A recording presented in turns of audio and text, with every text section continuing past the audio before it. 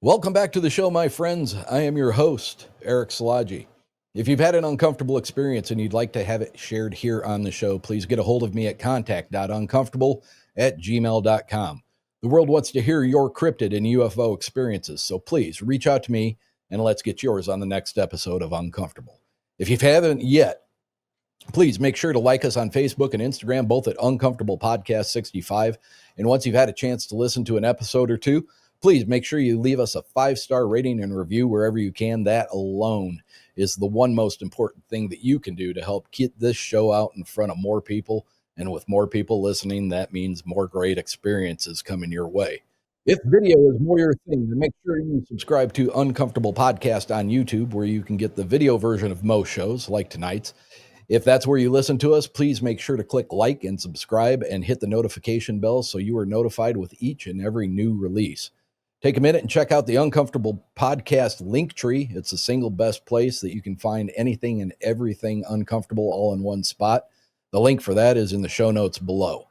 I have what promises to be a great show for you tonight. The author of the book, American Mythology, is here to talk about his debut novel, a story about the basic Bigfoot Society, which is a story of two lifelong friends on the hunt for the great North American wood ape.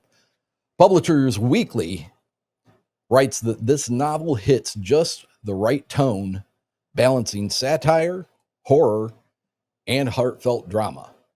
It's getting rave reviews and leans heavily on the mythos of our favorite hairy cryptid friends. The author was kind enough to send me an advance copy of this book, and I have to say, I would suspect the story should especially appeal to fans of folklore cryptids and the paranormal.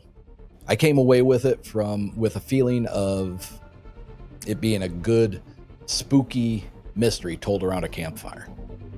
Something tells me there could be more to the story than just a fictional account, and we're going to dive into that. So if you're ready, let's get into it.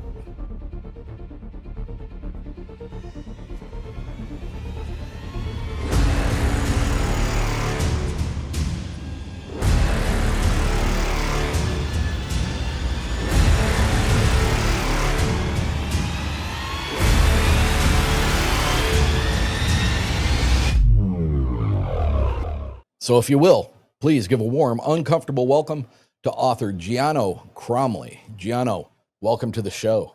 Thank you, Eric. Thank you for having me on. This is a real honor. I love your podcast. So this is. I appreciate that, sir. Yeah. Thank you so much. I enjoyed your book. I'm telling you, right here. Can you see it? No glare on it. Yeah. American Mythology, Giano Cromley. We were talking before we started recording. I have issues with reading because of ADHD, like something or other that I never knew I had, but the doctors say I have it. So it takes a lot to be able to focus and get through a book. This was fun. It was good. It was scary. Just like I said in the intro, it reminded me of a good campfire story. It really is good. But there's something about the conversation that we had before we started recording that leads me to think that there was something else behind the writing of this book that might have been a little bit more real than what I've heard. So let's get into it. Sure. Born and raised in Montana. And did I read correctly? Even did some time as a wildlife tracker? Well, I'm a certified wildlife tracker, so I've taken classes in it with a kind of a pretty legendary tracker in Montana named Jim Halfpenny, who taught the courses. So I would not call myself a professional tracker, but I can hold my own out there. Awesome. That's very cool. Yeah. Very cool. So before we get too far into it, let's hit everybody up with what's the release date for this? Sure. Yeah. So the book is set to release July 15th. It'll be available in hardcover, ebook, and audiobook. And if people would like, they could pre-order it now. from basically anywhere you would get your books, whether it's one of the online giants or whether it's your local bookstore. You can pre-order it now because probably come summer, I think it might be a nice vacation read for a lot of people. What about websites, social media? How can people get a hold of you if they need to or are Sure. interested? Yeah. My website is my name, gianocromley.com.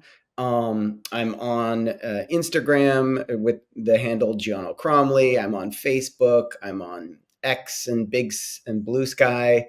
So those are probably the best ways to reach me. I do have a contact button on my website. So if people need to send me an email directly, they can do it that way if they're not on social media. So those are probably the best ways. Yeah. Well, again, I have to say it was a thoroughly enjoyable story. I mean, thank you for saying that, and I really appreciate it. I appreciate that you read it, and that you say those kind things about it. I like good stories. I like the kind of book that really kind of makes you want to just go into the next chapter when you finish a chapter. So, the fact that you said that you normally aren't necessarily. I know you mentioned that you fiction isn't necessarily your bag. You're kind of more nonfiction. And so the fact that you felt like you really, were pulled through it, that means a lot. That's kind of really what I was going for. That one aspect of what I was going for. I would highly recommend, and we kind of started talking about the divisiveness of the community of Bigfootery. Yeah. And you got the skeptics, you got the believers, you got the experiencers, who's right, who's wrong, who's going out and doing the research the correct way, who's going out and wasting their time. There's so many different avenues and rabbit holes to go down. But it's genuinely an enjoyable story. Thank you. Yeah. That's great to hear. That is really great to hear. And, we talked before, I followed the Bigfoot community really closely. And so, I'm aware of all the factions. I'm aware of all the kind of infighting. And I wanted to kind of maybe represent that in some of the characters in the book. It's got the two central friends, Jute and Virgil, who kind of both subscribe to, maybe that one is more of a kind of a flesh and blood, Bigfooter, the other's more of a woo Bigfooter. So and the other people on the expedition that takes place, they kind of all have varying levels of belief. And so that was something I really kind of wanted to make sure that I included in this story. And then also just talk about how Bigfoot it really is kind of like an interesting measure of people's belief, right? And what people choose to believe. And I probably have a little bit better, different understanding of that because I've been a part of so many different conferences as a vendor, and you've got people coming up to the table, through the whole day, and you've had people who are just enamored with the idea that Bigfoot exists. Yeah. And they're very excited about it, and they want to talk about it, but they've had no experience, and other than being an armchair quarterback in front of, whatever show or documentary they're watching, there's really nothing else. But then you have the people that walk up and they look at you and, you really believe in that shit? Yeah, sure. And then, once you get past that and, 10 minutes later, after that guy's been kind of hanging around the table a little bit, looking at all the things that are, for sale or the foot casts and whatever. And then he comes back over and he's like, I don't know, back in August of 1973, very specific stuff that, then he just unloads this story and he's like, but I don't want to be on the show. I don't want to tell anybody about it. I mean, you run into those people all the time. Oh, I'm sure you do. And I mean, again, I'm definitely the definition of kind of an armchair Bigfoot person, right? Like you're kind of out there talking to the people, meeting them, interviewing them. So you definitely are kind of seeing them, firsthand.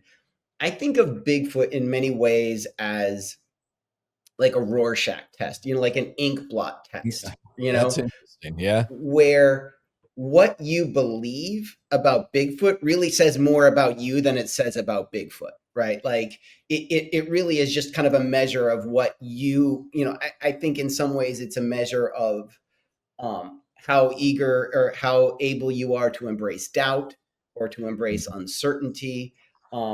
And also, I think it's a measure of hubris, right? Like, I think people who are really, really kind of quick, that one person you mentioned who dismisses it out of hand. Sure. I think that a lot of that kind of dismissal comes from a sense of hubris, of kind of pride and not being able to admit that they maybe don't know everything that's out there. Well, Right? and it's funny you say that, because I'll even use my friend Rob as a Mhm. um, as a as a point.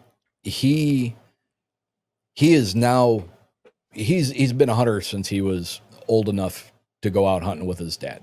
Yeah. Um, Indiana, Ohio, Michigan, several seasons a year, turkey, bow, Yeah. shotgun, muzzle loader, and when I first started, like when I first met him and he knew that I was into this stuff, long before I even started doing this show, he'd kind of give me a wink and be like, yeah, whatever, and rib me about it a little bit, but never really terrible.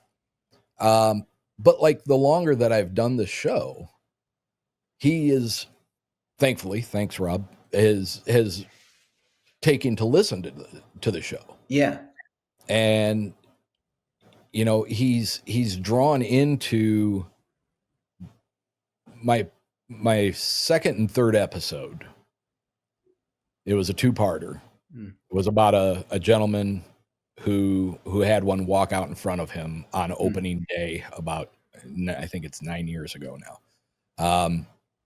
After that happened, two of his daughters had experiences as well. Okay. And that kind of got him. That kind of got him into, because he knows this guy, he knows the family, Yeah. he knows the story inside and out now. And so even though he's never had any kind of experience out in the woods, he's like, he doesn't know what to make of it. Yeah. And I mean, I've talked to other people who have been hunters who, well, I mean, I saw lights in between the trees, but obviously it was another hunter, well, Yeah. maybe it was, maybe it wasn't, loud wood knocks, maybe somebody was building a tree stand, but maybe it wasn't, Yeah. because he only heard one or two knocks, so I think it's become a very interesting topic for him, and I'm not quite sure where he falls on it yet. I know he knows me well enough that I would not just be sitting here talking about something that was complete and utter bullshit Yeah. for 50 years of my life. Yeah. Sure. I know him well enough to know that he would not look at me and say, he's just been a whack job for the last Yeah. 50 some years. Yeah. So, but does that answer a question? It doesn't, but Well, those are the type of people that, you run into when you're talking about this subject. And I still firmly believe there's people that I've talked to at conferences, excuse me, at conferences, who have come up to talk to me, and they've lost their um,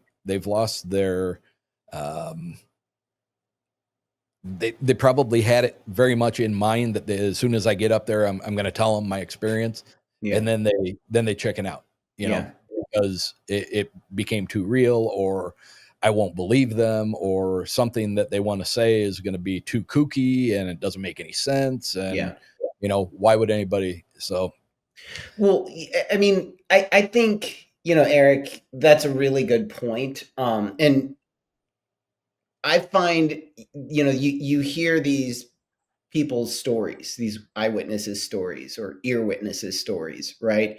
And could some of them be explained away as misidentifications? Certainly, right? absolutely. You know, I know for a fact that black bears can really look strange when you kind of see them through the trees, right? And they make a lot of noise that could sound very strange. Could you know, a strange sound be an animal that you just didn't realize it makes that sound? For sure. uh but and are some people making stories up? I'm sure, right? Absolutely. But I think that if you kind of look at those stories collectively all together, I just think that there's so many across the board that I think you kind of I think it would be kind of almost unreasonable not to at least consider that there must be something going on out there, you know? And I think you can take that same template and apply it to UFOs. Sure. You know, now I love cryptids. Mm-hmm. You know, the Jersey Devil, all that stuff. Mm-hmm. To me, those are folklore. Yeah.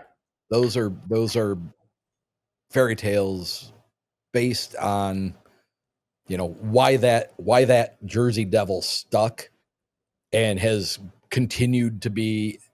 I don't understand it. Bigfoot, to me, I completely understand. Yeah. You know, I mean, I've had a couple of very strange experiences in the woods, not 12 minutes from where I live. Yeah. And I live in a very normal community. I'm not, you know, um, the guy that I was just talking about in episodes 2 and 3, his house is maybe 18 minutes from where I live. Okay. And his experience happened both at a public hunting land about, as the crow flies, probably 40 miles from his house. And then very quickly after that, his two daughters each have an experience at their property, which is strange to me because, you know, is it related? Mm-hmm. Is it completely separate and it just happened to happen around the same time?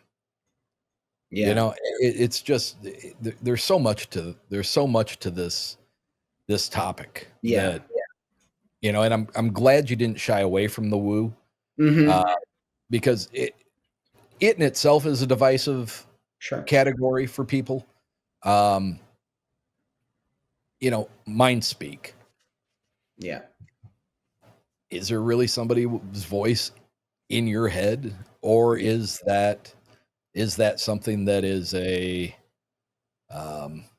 artifact? Is that a manufactured thing from your brain saying, you know, get out of this area because something doesn't feel right? That doesn't take away from the fact that there may be one of those entities near you causing you to believe that and making you want to leave the area. But, you know, for me, it's hard to believe that a voice will come into your head but I've never had it happen. Exactly.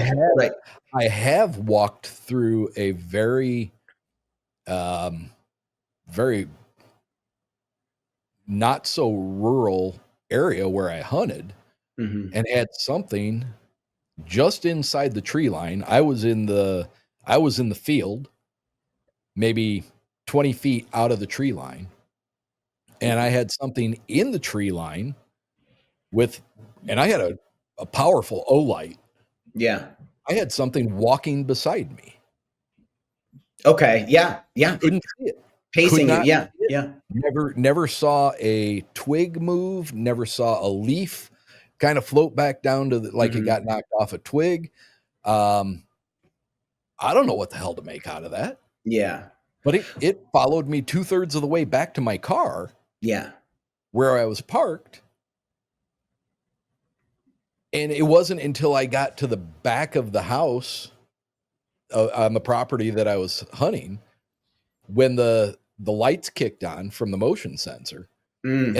And the lights weren't even shining towards the tree line. It Yeah. was more like a patio area. Yeah. But as soon as those lights kicked on, I didn't hear anything walking beside me anymore. Yeah. You know, I don't know what the hell it was. I mean, a couple things. I think that's, I think that's a very interesting experience. And I would ask, did you feel like, what was your intuition telling you in that moment? Okay. You talking about that and about the mind speak and kind of woo in general, right? Mm-hmm.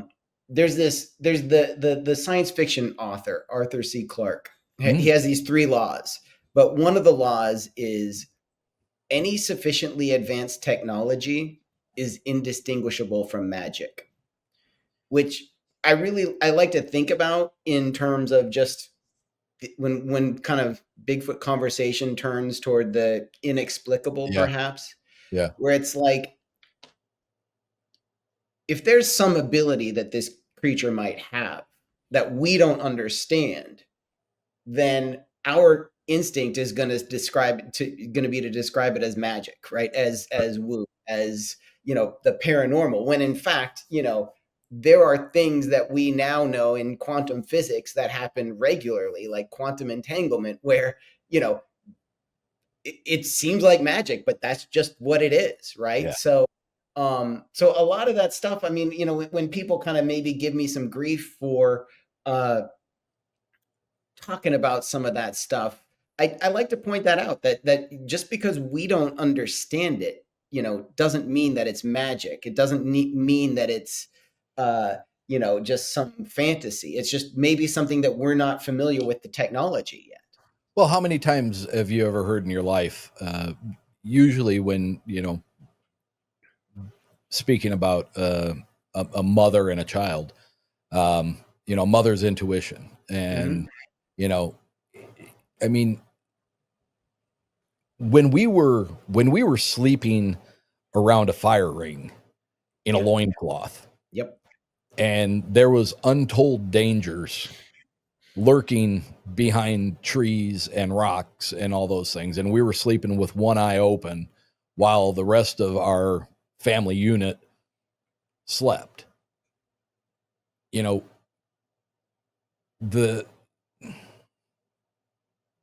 The sixth sense and the other senses that have been dumbed down because we put walls up and we put a roof up and we have windows that lock and we have doors that lock. And, if you strip those away and you go back to living how these things in the wild live, imagine just how different their perception and their senses are compared to us. Exactly. Now. And I think that falls right in line with what you're saying. Yeah. I mean, everything gives off energy, right? Like, a rock is giving off some kind of energy, some kind of, quantum vibration, right? Like, and I think that, your point is exactly correct, where, throughout, human history, the vast amount, of kind of human history before we had, these modern conveniences, we had to, in order to survive, you had to kind of be able to sense, like, there is a saber-toothed tiger right outside camp, right? Like, though, and so why would we assume that some other creature out there, has retained those abilities when, we've obviously kind of chosen a different path, but, I think that's entirely reasonable. So the book manages several things, I think, very well. One being the comedy, the humor in it. And we talked a little bit about this before we started recording, because I have no problem with humor, but just like I said about the sign behind me, when I decided to put this up, Camp Bigfoot, hide and seek every night, I had some problems kind of rectifying the idea of putting that up in the studio, because I was afraid people would view that as being not taking the topic serious. Yeah. When I have over 200 episodes where I quite obviously take this very serious, Yeah. Something like that in the background could jar somebody and tick them off or whatever. But but you do a good job of having a thread of comedy throughout the book. But it's also creepy and at points downright spooky. Good. I mean, it really is. And it makes me wonder, as far as a personal experience, because some of that spookiness, some of that eeriness, I get a feeling that is something that you experienced. Yeah, for sure. I definitely, I've always had a huge fascination with Bigfoot.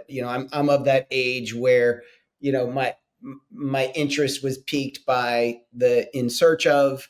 So, that's kind of where I boarded the train. And so I always kind of, circled that, just was fascinated by Bigfoot. But it was in 2014 that I had an encounter, what I believe was an encounter.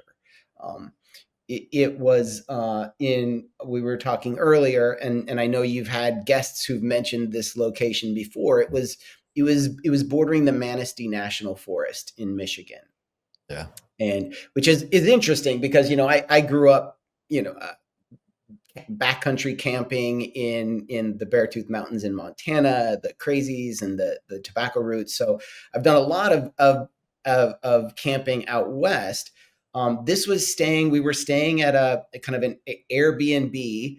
But it was called Cabin in the Woods, was like the name of the listing. So it was in the woods, not completely isolated. You couldn't see any other places, but there were others around. And the yard did kind of border the Manistee National Forest, which I think you're familiar with it. At least in my experience, we spent some time hiking in there. It feels like just a really kind of old, dark place. Like it feels, to me, it just feels really different than a lot of the places I've been in. But regardless, we'd spent the week maybe hiking with our dogs and whatnot. It was toward the end of our stay there. It was actually our last night, and we were out back. We had a campfire going. There's a little fire pit there, and we were just sitting there. It was me and my wife and our two dogs. And kind of getting late. The fire was starting to die down a little bit, and we could hear in the distance a pack of coyotes kind of yipping, which is very normal for that type of place. Yeah. And honestly didn't think much of it. And then just kind of out of the blue, there was this sound. And I can really only describe it as kind of a cross between a howl and a yell. And Eric, I've heard every animal that could possibly be out there. And I do think a lot of the kind of Bigfoot calls are maybe strange bird noises and stuff. Mm-hmm. But this was truly just unlike anything I'd ever heard. It was just kind of blood curdling in a way. It was very loud, very clear, and again, the only way I could describe it is kind of half human, half animal.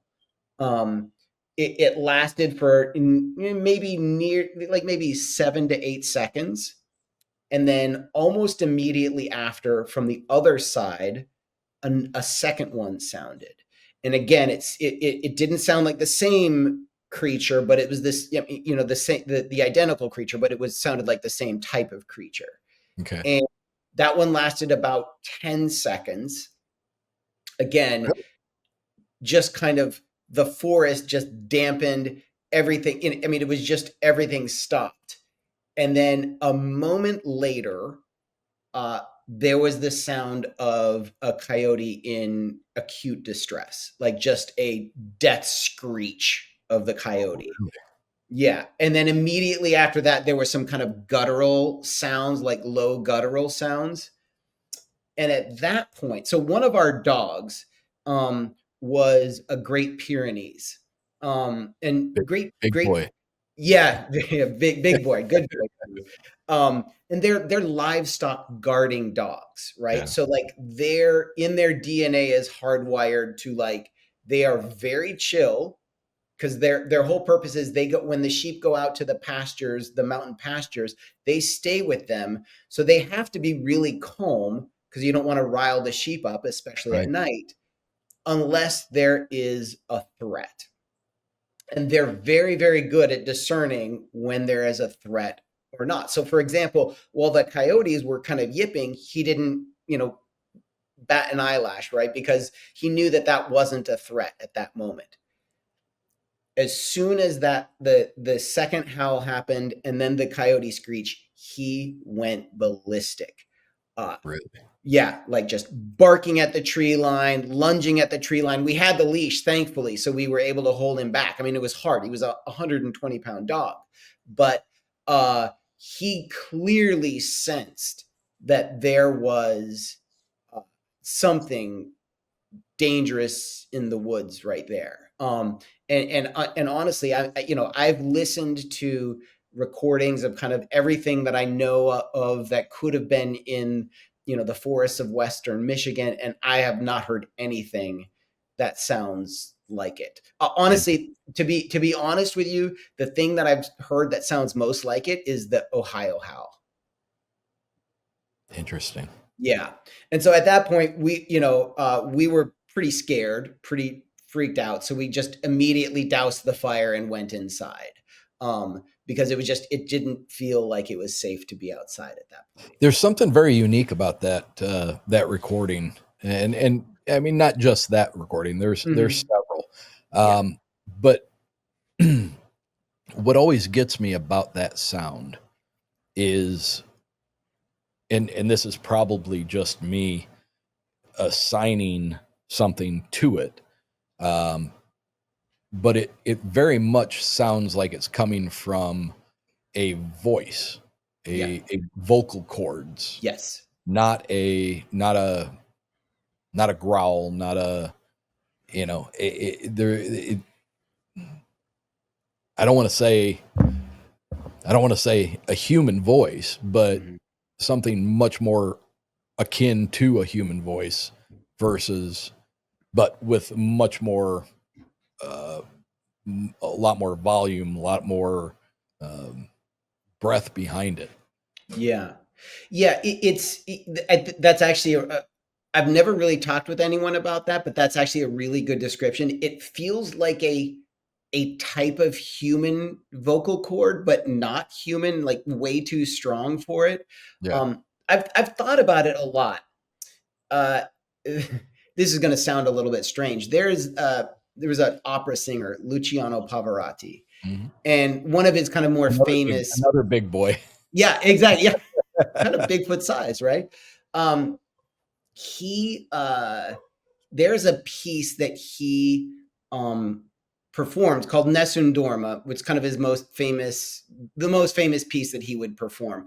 And toward the end of it, there's this, he repeats the word vincero, which means I will win, 3 times. And on the third one, he hits this sound quality that just, it doesn't feel human.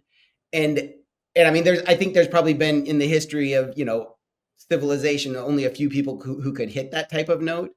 Mm-hmm. But honestly, that kind of it enters this weird vibrational frequency that reminds me most of what I heard that night.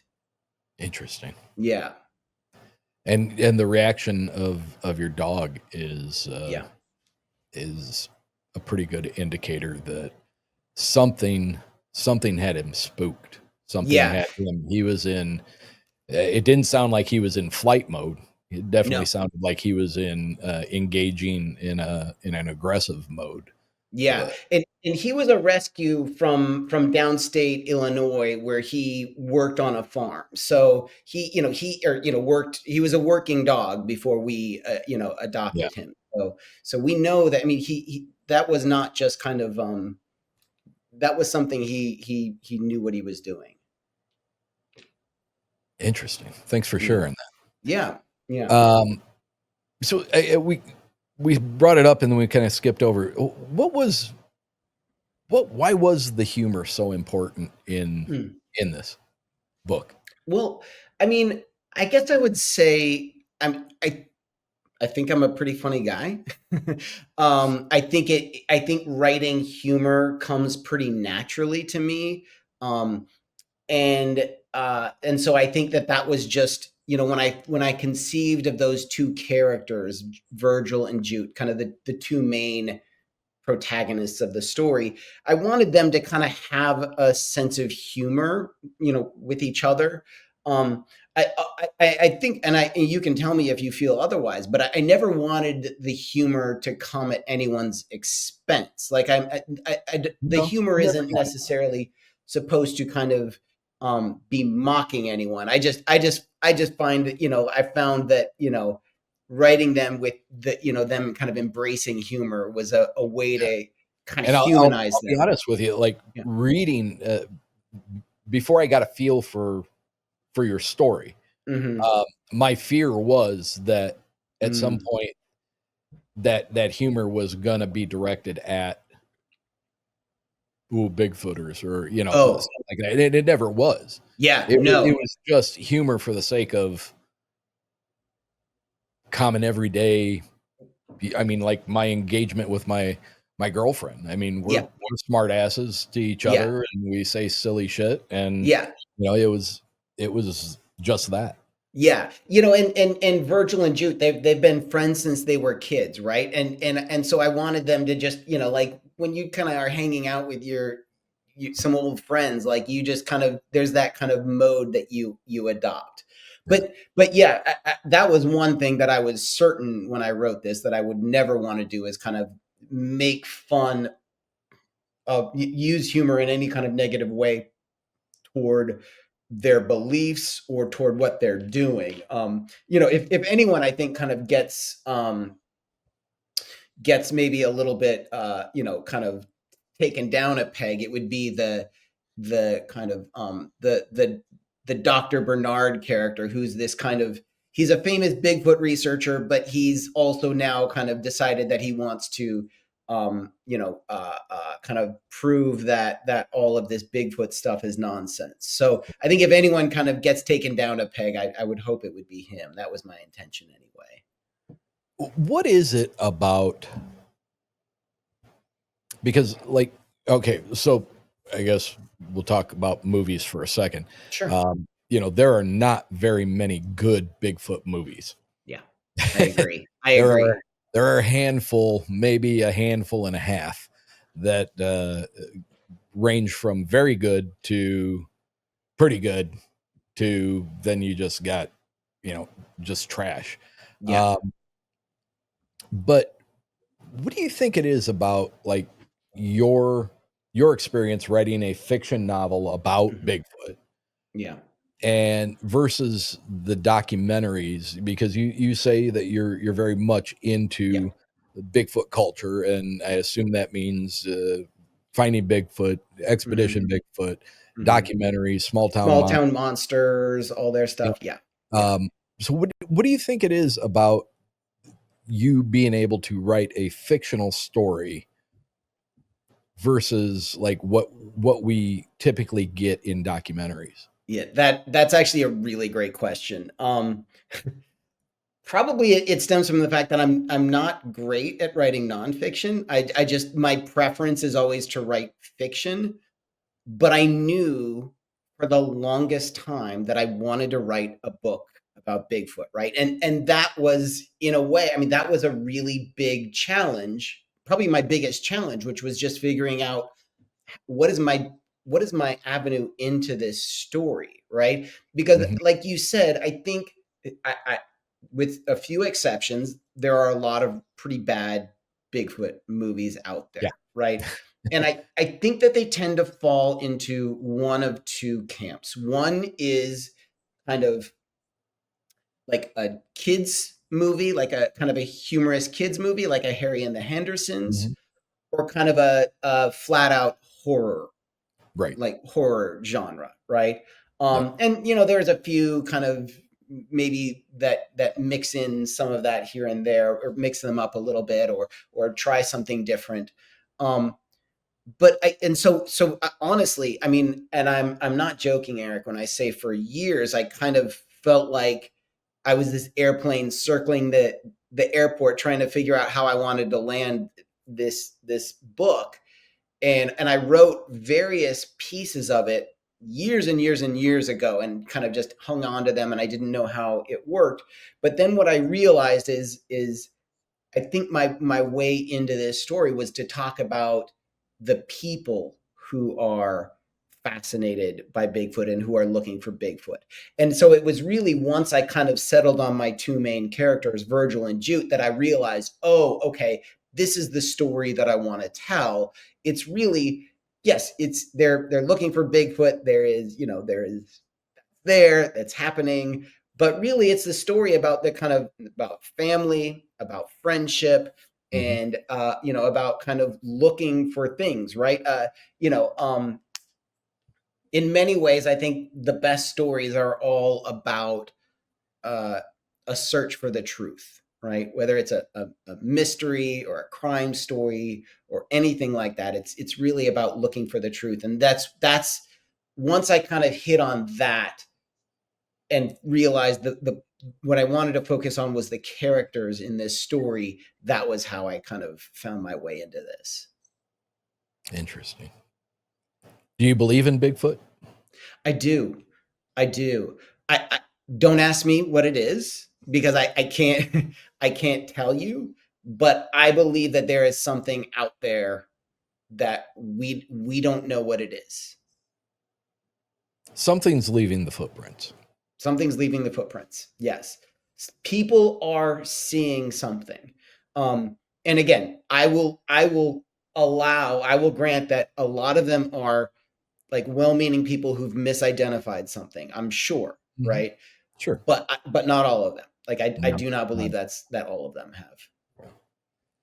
I personally, I think that I have been guilty of assigning human qualities Hmm. to these things.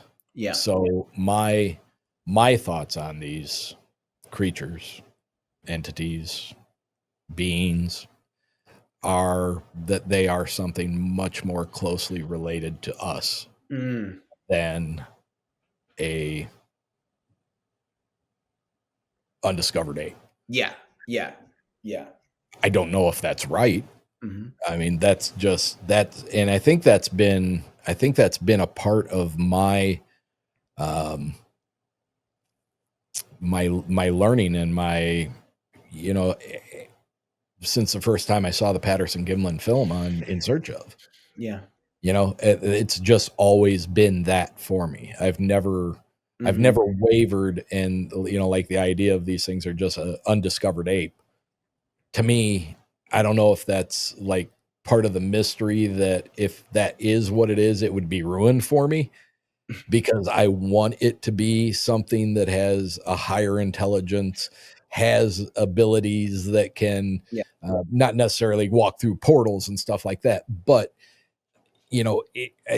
that's what I want, and that's what I hope that it is. I Yeah. don't know if it is, obviously, Yeah. but that's my hopes. Well, yeah. I mean, that's really interesting, right? And you just mentioned intelligence, right? Mhm. I think that's a case where our human tendency toward hubris really steps in, where we say like, well, obviously we're smarter Obviously. than than a Bigfoot, right? Like, but what if we're not? Like, what if this is a set of creatures that's highly intelligent and they have just made very different choices about how they want to live? You know, Yeah. like what if whales are far more intelligent than we are, right? But it's just so like I don't know. It's certainly possible. We've just assumed that we're the smartest because we've got iPhones, but Yeah. I don't know. And I think I would make the argument that just about everything else is probably smarter than Yeah, us. yeah, yeah. I think so. Yeah. um, to go to use the name of your book in a little different context, Yeah. American Mythology. Hmm. You know, how do you think that Bigfoot and UFOs, where do they fit in? How do they fit into the mythology that is America? Yeah. You know, that's a really good question, right? I mean, I think that I think the best myths are flexible and they are not stuck in time or place. So they may represent different things Hmm. at different points in history, right?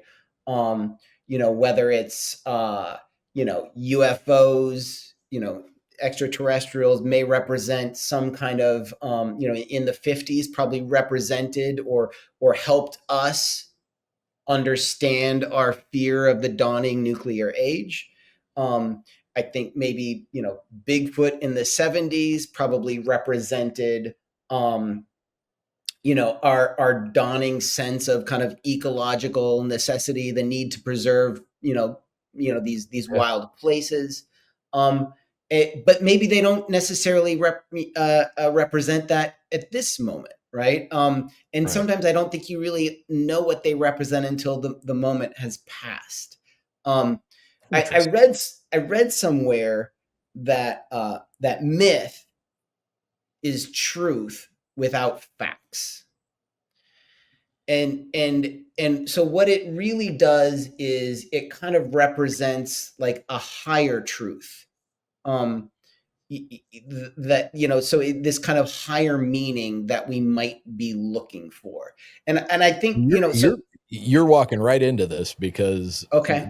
the follow-up was going to be that one of the takeaways from this book for me was a very devout belief. Hmm. And you're walking right into having a belief. Yeah. Yeah. I mean, honestly, Eric, I can tell you, I worked on this book for a very long time. I started the first draft in 2019. Um, and probably just maybe 9 months ago submitted my final copy edited draft to the publisher.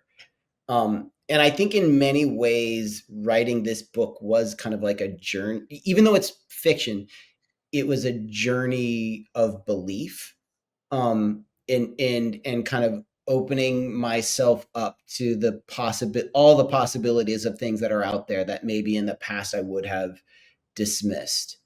So yeah, no, I think that's absolutely right.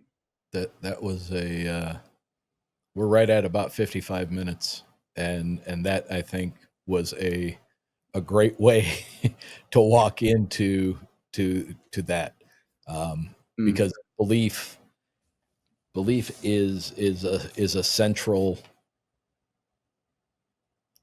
thing in this story. Yeah, yeah, absolutely. And so there are essentially five different primary characters that are going on this expedition, and each one of them is kind of starts with in one place of belief.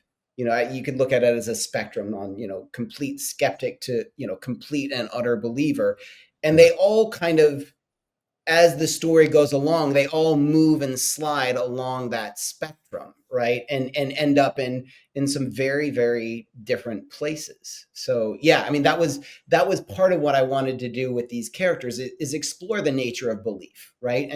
And what does it mean to kind of to believe in things that a lot of people say aren't there, right? That might make fun of you for saying that you believe in them, right? Yeah. What does that say about you, and how do I you hear kind of a dollar reconcile? for every time somebody did that to me. Sure. Yeah, I'm sure. Well, I mean, even until, rather recently, if you had asked me, do you believe in Bigfoot? I probably would have just kind of hemmed and hawed and kind of be like, well, but it's so I've just kind of had to grow to be comfortable. It's just saying that. Yeah.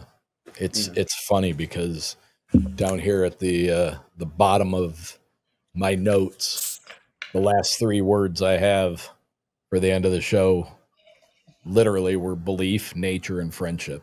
Yeah. Wow. That really is a perfect distillation of what I was going for. That really is. Yeah. Interesting. Yeah.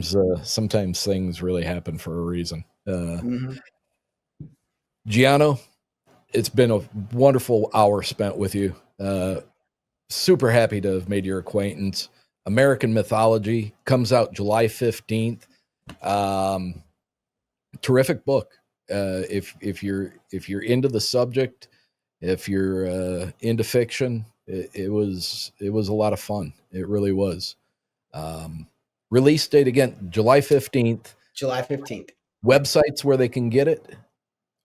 Anywhere. I mean, they can get it Amazon, Barnes and Noble, local bookstores, anywhere. And you said that was going to be available in hardback, Yep. paperback, ebook, And and audio. audio. Who did you Well, get? paperback won't be released for some time, so it's hardcover, ebook, and audiobook will be July 15th, and it's available for pre-order now. Why did you contact me when you were looking for somebody to do the audiobook? Well, I mean, you would have been perfect. I would love to do it. Love to do it. My parents really wanted me to do the audiobook, so Did they really? yeah, but I don't think I probably could. It is. I mean, audiobook. It's an art form, that the narrators. It's really. I'm in awe of those. All right, people. Social media again, for anybody that's trying to get a hold of you. Yeah, Instagram is Giano Cromley. Facebook Giano Cromley. Let's see. On X, I'm Giano C. And yeah, so if you just Google my name, it's an uncommon enough name that it's pretty Googleable. Googleable? Yeah, I just made that up. That's awesome. Giano, thank you so much for being here. Love the book. Everybody, I highly recommend this book. It has the best of everything in it. And honestly, I don't think you'll be disappointed. So go out and get it July 15th. Giano, thank you so much for the time. I appreciate having you on this show. And I appreciate you listening to the show. That's very flattering. So yeah, I love it. And Eric, thank you for having me on. This has been a real treat. So I appreciate it. It's been a pleasure, my friend. Great. Good night. All right. Good night. Take care.